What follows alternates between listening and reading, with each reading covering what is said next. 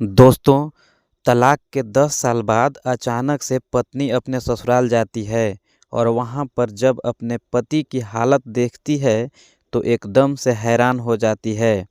इधर उसका पति जब अपनी पत्नी को देखता है कि वह यहाँ पर आई है और उसकी हालत को देखता है तो एकदम से भौंचक्का सा रह जाता है, क्योंकि उस पत्नी को 10 साल पहले इस पति ने धक्के मारकर घर से बाहर निकाल दिया था। लेकिन आज यह पत्नी करोड़ों की गाड़ी में बैठकर वहाँ पर आई है। आखिर क्या कारण था जो पति ने पत्नी को धक्के मारकर घर से बाहर निकाला था और किस वजह से वह महिला यहाँ पर आई थी?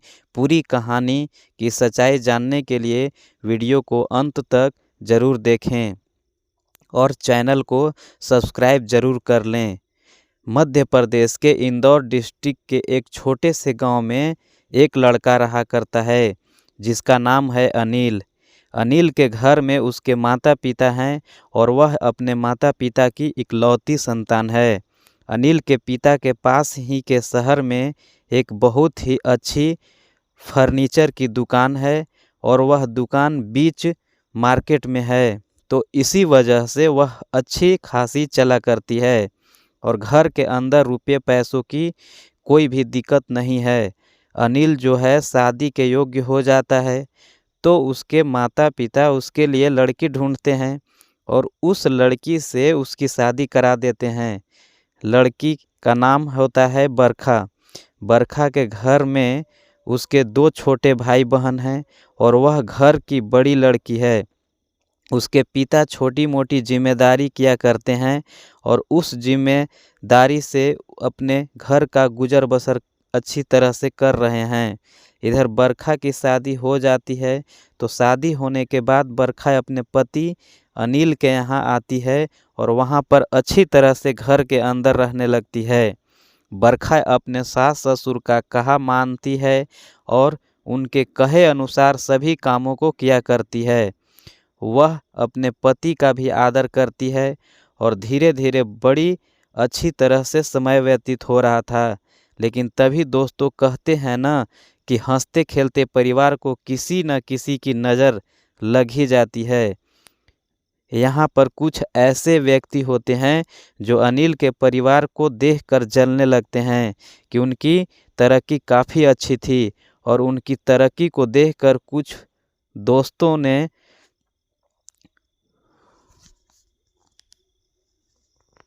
जो उसके दोस्त होने का दावा तो करते हैं लेकिन असलियत में उसके दोस्त नहीं होते हैं। वह अनिल की तरक्की से जलने लगते हैं और उसके बाद उसे उल्टी सीधी बातें सिखाने लगते हैं। नशा करना सिखाते हैं। सबसे पहले थोड़ा थोड़ा नशा करना सिखाते हैं और उसके बाद धीरे धीरे उसे एक नंबर का नशेड़ी बना देते हैं। अब जब अनिल के बारे में बरखा को पता चलता है कि उसका पति शराब पीने लगता है तो वह उसको रोकने की कोशिश करती है, लेकिन अनिल उसकी एक नहीं मानता है और उल्टा उससे लड़ाई करने लगता है। इसके बाद बरखा अपने सास ससुर से कह देती है और सास ससुर उसे समझाने लगते हैं। समझाने के बाद जो अनिल है वह थोड़ा सा इस बात को मान लेता है और मनाने के बाद वह नशा तो किया करता है लेकिन घर में कभी नशा करके नहीं आता। इसके बाद बरखा सोचती है कि चलो ठीक है, अब सुधर गया है तो कोई दिक्कत नहीं है। इसके बाद समय व्यतीत हो जाएगा। बरखा अनिल से प्यार किया करती है, अनिल बरखा से प्यार किया करता है, लेकिन जो अनिल है वह शराब की बुरी लत का शिकार हो गया था और इसी वजह से कुछ हो रहा था। धीरे धीरे समय बीतता है। लगभग शादी के 1.5 साल हो जाता है। 1.5 साल के बाद बरखा को एक लड़के का जन्म होता है। अब जैसे ही लड़के का जन्म होता है तो अनिल इस बात की बड़ी खुशियां मनाता है और उसके वो दोस्त जो उसको बर्बाद करना चाहते थे वह उससे पार्टी मांगने लगते हैं। इसके बाद अनिल उनके साथ जाकर शराब पीने लगता है और आज वह कुछ ज़्यादा ही शराब पी लेता है और शराब पीकर ही घर में आ जाता है। अब जैसे ही वह शराब पीकर घर में आया था तो उसके बाद बरखा उसे लड़ाई करने लगती है और इस पर अनिल बरखा पर हाथ उठा देता है। अनिल बरखा पर हाथ उठाकर वहाँ से चला गया था, लेकिन अनिल के हाथ उठाने की वजह से बरखा के सिर में चोट आ गई थी और वह बुरी तरह से घायल हो गई थी। अनिल वहाँ से दोबारा अपने दोस्तों के पास चला जाता है और वहीं पर बैठकर शराब पीने लगता है। और जैसे ही अनिल के माता पिता को पता चलता है कि बहू को चोट लग गई है तो वह जो लोग जैसे तैसे करके उसे हॉस्पिटल पहुँचाते हैं और वहाँ पर उसका ट्रीटमेंट करवाते हैं। उसके बाद उसे वापस से घर ले आते हैं। इसके बाद जब दूसरे दिन अनिल घर आता है तो घर आने के बाद जब उसके माता पिता उसे समझाने की कोशिश करते हैं तो इस बार भी उनकी एक नहीं मानता, क्योंकि इस बार उसने कह दिया था कि अब कितने दिन मैं तुमसे दब कर रहूँगा, मुझे अपनी ज़िंदगी अपने हिसाब से जीनी है, तो तुम लोग मुझे नहीं बता सकते कि मुझे क्या करना है या नहीं करना। तुम लोगों के पास खाने के लिए रोटी है तो तुम मुझे परेशान मत करो, मुझे मेरी ज़िंदगी जीने दो और अपनी ज़िंदगी को आराम से जियो। लेकिन यह बात बरखा को अच्छी नहीं लगती है, क्योंकि उसका पति पहले तो शराब पिया करता था और बीच के समय में उसने बिल्कुल भी यह बात महसूस नहीं होने दी थी, लेकिन अचानक से वह सबसे मना करने के बाद और कहता है कि मैं तो ऐसे ही रहूँगा। यह बात सुनकर जो बरखा होती है वह रूठकर अपने मायके चली जाती है, लेकिन इस बात से अनिल को कोई फर्क नहीं पड़ता है। वो ना तो यह केयर करता है कि उसकी पत्नी उसके बच्चे के साथ मायके चली गई है और ना ही काफ़ी दिनों तक उनको लेने के लिए जाता है। कभी कभार जब वह घर जाया करता है तो उसके माता पिता उसे समझाया करते हैं और कहा करते हैं कि बेटा बहू को ले आओ, लेकिन वह मना कर दिया करता है और घर वालों को भी ज़्यादा वैल्यू नहीं देता है। वह कहता है कि तुम अपनी ज़िंदगी को आराम से जियो और मुझे मेरी ज़िंदगी जीने दो। सुबह शाम कुछ ज़्यादा ही शराब पीने लगा था। इसके बाद जो अनिल के पिता होते हैं वह इस बात के लिए बहुत ही परेशान होते हैं और अपने बेटे के भविष्य को देखकर अपनी बहू को लेने के लिए उसके मायके चले जाते हैं। वहाँ पर जाकर बरखा को समझाने लगते हैं और कहते हैं कि बेटी, यह हमारा इकलौता लड़का है और पूरी तरह से पियांक हो गया है। अगर तू यहाँ पर रहेगी तो इसकी हालत और भी ज़्यादा ख़राब हो जाएगी और तू ही है जो इसे संभाल सकती है। तो तू मेरे साथ वापस चल, वहाँ पर इसको समझा और अपने घर को अच्छी तरह से बसा। ऐसा कहकर जो अनिल का पिता होता है वह बरखा को अपने साथ ले आता है और घर के अंदर रखने लगता है। लेकिन जैसे ही शाम के समय अनिल शराब के नशे में धुत होकर वहाँ पर आता है तो उसके बाद बरखा को देखकर थोड़ा सा नाराज़ हो जाता है और उसको गालियाँ देने लगता है। कहता है कि अब तू यहाँ पर क्यों आई है, क्या है तेरा यहाँ पर, निकल जा मेरे घर से और मैं तुझे अपने घर में बिल्कुल भी बर्दाश्त नहीं कर सकता। ऐसा कहकर अनिल अपनी पत्नी का हाथ पकड़ता है और रात के समय में ही उसे घर से बाहर खड़ा कर देता है। अनिल के पिता उसे समझाने की कोशिश करते हैं और कहते हैं कि मैं लेकर आया हूँ इसको, तो वह कह देता है कि तुम लोग भी निकल जाओ, तुम लोगों की मुझे कोई ज़रूरत नहीं है। अब यह बात जब बरखा देखती है तो उसे कह देती है कि कोई बात नहीं, तुम लोग आराम से रहो और मैं यहाँ से जा रही हूँ। ऐसा कहकर वह अपने मायके में फ़ोन मिलाती है और अपने पिता को बुलाकर उसके साथ यहाँ से वापस चली जाती है। अपने छोटे से बच्चे को लेकर जो सब कुछ उसने आज देखा था, उस चीज़ को देखने के बाद उसे नहीं लग रहा था कि उसका घर बस पाएगा और इसी वजह से वह अपने मायके में बैठी रहती है। इधर जो अनिल होता है उसके दोस्त उससे कहने लगते हैं कि अब तू ऐसा कर, अपनी पत्नी को तलाक दे दे, वरना तुम्हारे घर वाले बार बार उसको ले आएंगे और तुम्हारी आज़ादी छीन जाएगी। इसके बाद अनिल को यह बात अच्छी लगती है और वह ऐसे ही नशे की हालत में पहुंच जाता है एक वकील के पास और कहने लगता है कि मुझे अपनी पत्नी से तलाक चाहिए। इसके बाद वकील तलाक का केस कोर्ट में दर्ज करा देता है और अनिल का और उसकी पत्नी का तलाक करवा देता है। तलाक होने के बाद अनिल की पत्नी बरखा अपने घर रहती है और अनिल अपने दोस्तों के साथ दिन रात शराब पिया करता है। इसके बाद अनिल के माता पिता होते हैं, वह अपने बेटे की हालत को देखते हैं और हालात को देखकर काफ़ी ज़्यादा परेशान हुआ करते हैं, लेकिन वह कुछ कर भी नहीं सकते, क्योंकि बेटा जवान है और वह दोनों बुजुर्ग हो चले हैं। इसी गम के कारण वह दोनों काफ़ी ज़्यादा परेशान रहने लगते हैं और परेशानी के चलते एक दिन अनिल के पिता की मौत हो जाती है। अब जैसे उसके पिता की मौत हुई थी, तो उस टाइम तक भी अनिल भी जी भर कर शराब पिया करता और उसे कोई गम गाथा नहीं रहती। अपने पिता की मौत की इधर जो बरखा है, वह अपने मायके में रहती है, तो उसके पिता उसकी दूसरी शादी कराने के लिए कहने लगते हैं। कहते हैं कि बेटा, पैसा भी बहुत है, तू ऐसा कर, तू दूसरी शादी कर ले, मैं तेरी दूसरी शादी करवा देता हूँ। लेकिन बरखा अपने पिता से कहती है कि पिताजी, एक बार मेरी शादी हो गई है और आपके ऊपर से शादी का बोझ उतर गया है। मेरे पास मेरा बच्चा है और इसी के सहारे मैं अपनी ज़िंदगी को व्यतीत कर लूँगी। आपको कोई भी टेंशन लेने की ज़रूरत नहीं है। आप इसी वजह से यह बात कह रहे होंगे ना कि मैं आपके घर रहती हूँ। कोई बात नहीं, कुछ दिनों की मोहलत दो और उसके बाद मैं अपना खुद का काम करूँगी और वहीं पर अपने जीवन को व्यतीत करूँगी। इसके बाद बरखा के पिता होते हैं, उनकी आँखों में आंसू आ जाते हैं और वह अपनी बेटी से कहने लगते हैं कि नहीं बेटी, ऐसी कोई बात नहीं है। मैं तो दरअसल यह कह रहा था कि काफ़ी लंबी ज़िंदगी है और ऐसे तू कैसे व्यतीत कर लेगी। तो वह कहती है कि मेरे पास मेरा बेटा है और इसी बेटे के सहारे मैं अपने जीवन को व्यतीत कर लूँगी। बरखा का बेटा बरखा के पास था, क्योंकि अनिल ने उसको लेने के लिए कभी कोर्ट में कहा ही नहीं था कि मुझे मेरा बेटा चाहिए। उसे तो केवल अपनी आज़ादी की लगी हुई थी और उस बच्चे से कोई भी मोह नहीं था। इसके बाद बरखा होती है, वहाँ से इंदौर में जाकर रहने लगती है और वहीं पर एक छोटी सी बुटीक खोल लेती है, क्योंकि बरखा 12वीं क्लास पास की थी और उसके बाद उसे सिलाई का काम अच्छी तरह से आया करता था। वह सिलाई की बुटीक खोलती है और वहाँ पर दिन रात एक करके मेहनत करने लगती है।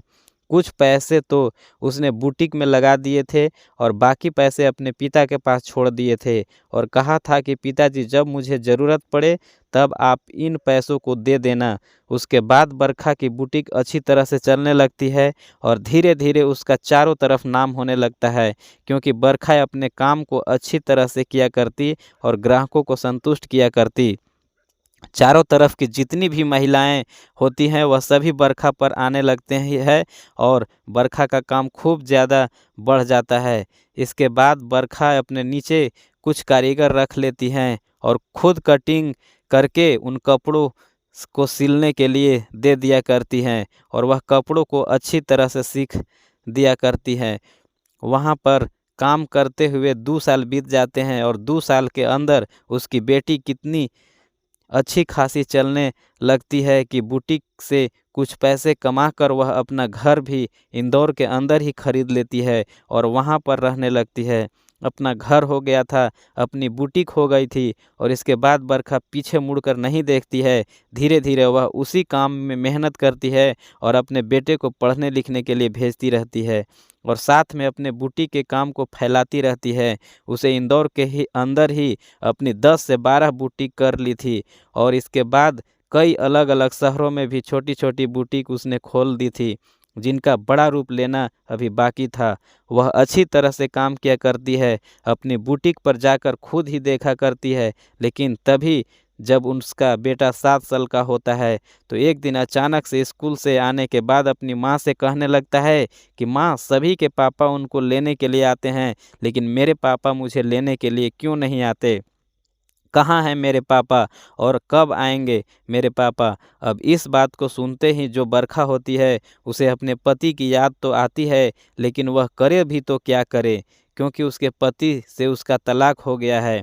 तो वह अपने बेटे को बहका देती है और कह देती है कि बेटा, पापा बाहर कमाने के लिए गए हैं, जब वहाँ से वापस आएंगे तो तुम्हारे साथ खूब अच्छे से खेलेंगे। ऐसा कहकर बेटे को तो समझा दिया था, लेकिन वह अपने आप को कैसे समझाए।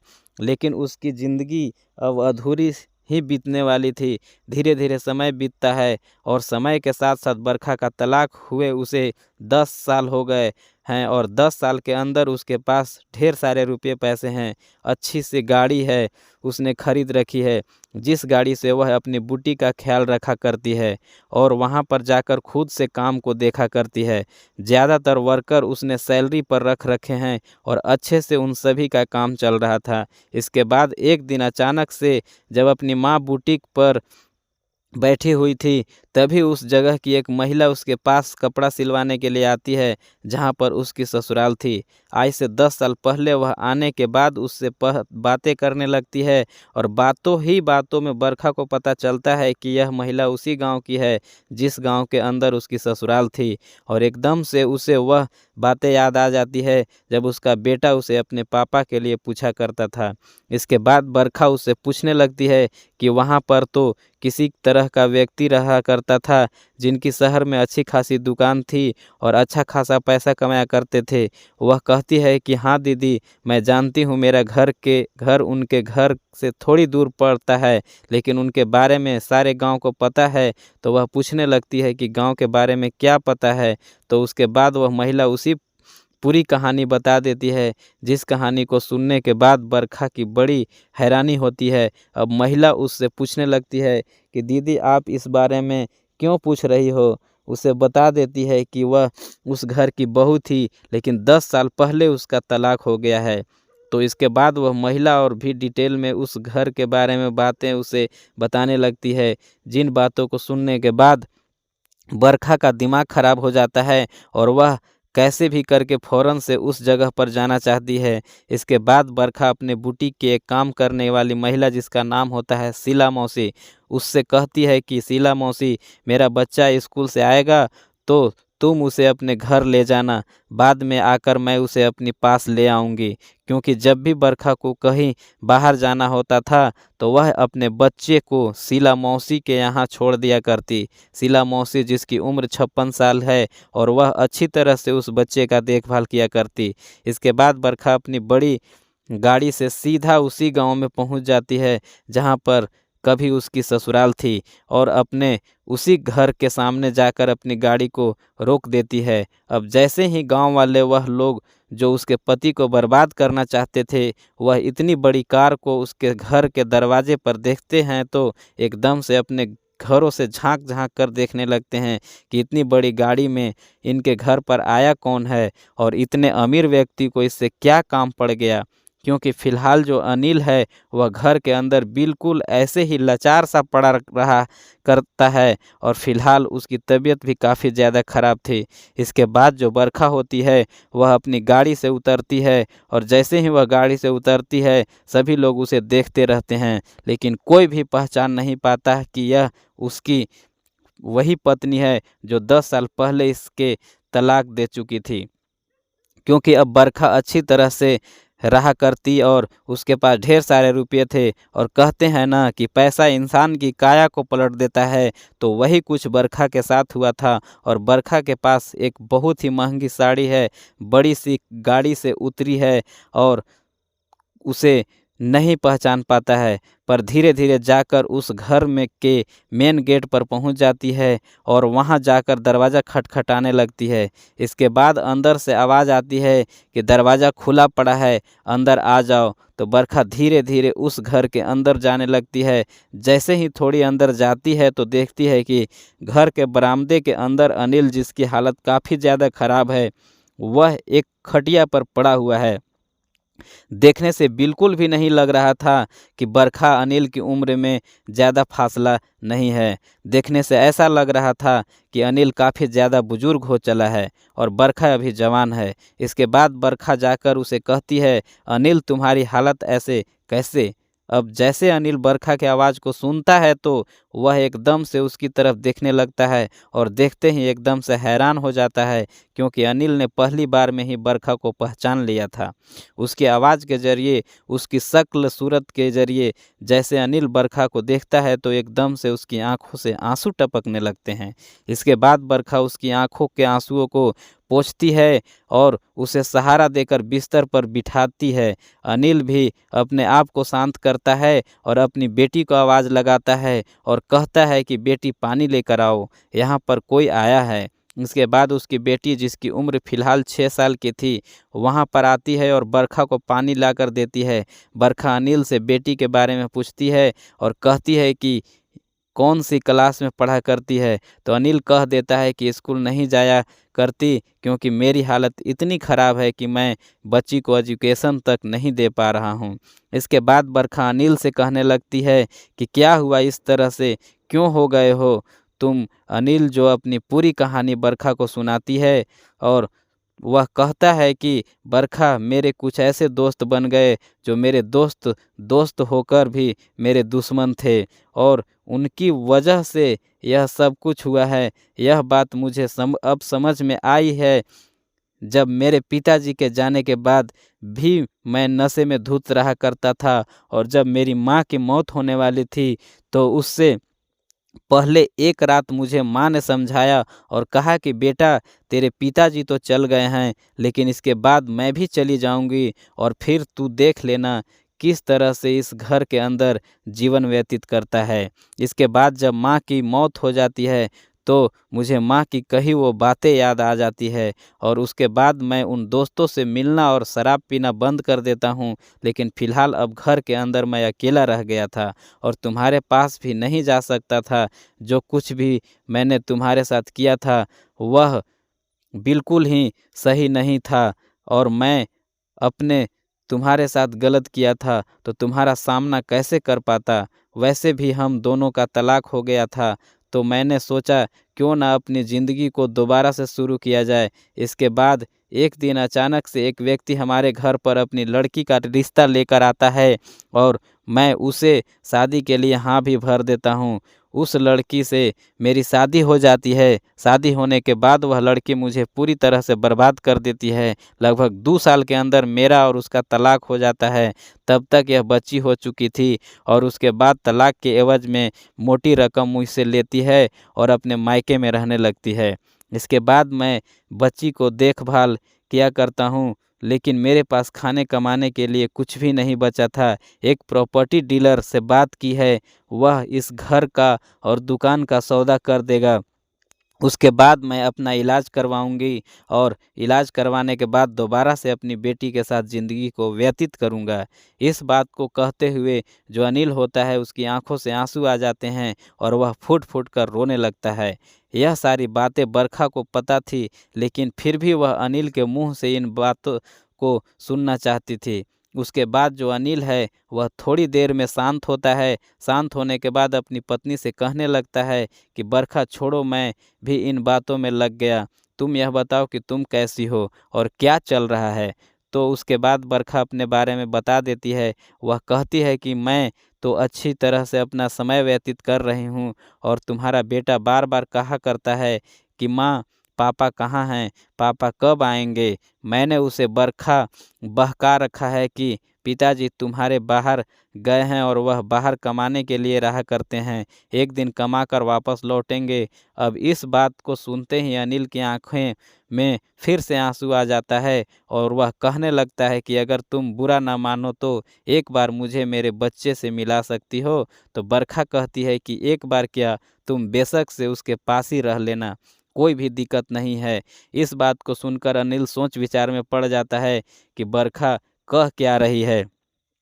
तभी बरखा कहती है कि हाँ, मैं सही कह रही हूँ। अगर तुम्हारे साथ इतना बुरा हुआ है और तुम सच में अपने आप को सुधार लिया है, तो अब तुम्हें यहाँ पर रहने की ज़रूरत नहीं है, और इस बच्ची का फ्यूचर भी मैं तुम्हें बर्बाद नहीं करने दूंगी। ऐसा कहकर बरखा अनिल और उसकी बेटी को अपने साथ लेकर वहाँ से सीधा इंदौर में चली जाती है, जहाँ पर उसने एक बहुत बड़ा घर ले रखा था। सबसे पहले वह अनिल को डॉक्टर से दिखाती है, और दिखाने के बाद वहाँ से वापस आकर उसे अपने घर में रखने लगती है। उसने उस लड़की का एडमिशन एक स्कूल में करा दिया था, और वहाँ पर रहकर वह अच्छी तरह से पढ़ाई करती रहती है। अब कुछ लोग इंदौर के अंदर उनके बारे में बातें बनाने लगते हैं, और यह बातें जैसे ही बरखा को कानों तक पहुंचती है तो बरखा एकदम से फैसला करती है कि अनिल से दोबारा शादी करने के लिए। वह अनिल से शादी करती है और शादी करने के बाद अनिल की उस दुकान को जो उसने गिरवी रख रखी थी उसको अपने पैसे से छुड़ाती है और दोबारा से उसकी दुकान को चालू करवाती है और अनिल से कहती है कि तुम चिंता मत करो, अच्छी तरह से दुकान को चलाओ, बाकी जो कुछ होगा वह मैं देख लूँगी, तुम कैसे भी चिंता मत करो। इसके बाद अनिल मन लगाकर उस दुकान को चलाने लगता है और जब भी उसे यह बात याद आ जाया करती वह फिर से अपने पत्नी से माफ़ी मांगने लगता है और कहता है कि बरखा मुझे माफ़ कर दो, मुझसे बहुत बड़ी गलती हो गई। लेकिन बरखा उससे कह देती है पुरानी बातों को भूल जाओ और आगे अपनी ज़िंदगी को अच्छी तरह से व्यतीत करो। दोनों पति पत्नी हंसी खुशी जीवन व्यतीत करते हैं और जब बेटे को पिता का पता चलता है कि उसका पिता है तो वह भी बहुत खुश होता है। उसको पिता के साथ साथ एक बहन भी मिल गई थी जो उसे राखी बांधा करेगी और परिवार कंप्लीट हो गया था। सभी लोग हंसी खुशी इंदौर के अंदर ही रहा करते हैं। कभी कभी वह अपने गांव वाले घर में भी जाया करते हैं। जब लोग यह बात सुनते हैं कि इंदौर में रहते हैं तो लोग अपने दांतों तले उंगलियां दबाकर रह जाते हैं। आप क्या कहना चाहते हैं इस कहानी के बारे में? आपकी जो भी राय है कमेंट बॉक्स में लिख सकते हैं, लोगों के साथ शेयर कर सकते हैं। वीडियो अगर अच्छी लगी तो वीडियो को लाइक और चैनल को सब्सक्राइब ज़रूर करें ताकि हमें थोड़ा सा हौसला मिले आप लोगों के लिए ऐसे ही अच्छे अच्छे वीडियो बनाने के। तो मिलते हैं किसी अगली वीडियो में नए टॉपिक के साथ। तब तक के लिए जय हिंद, जय भारत। आप सभी का बहुत बहुत धन्यवाद।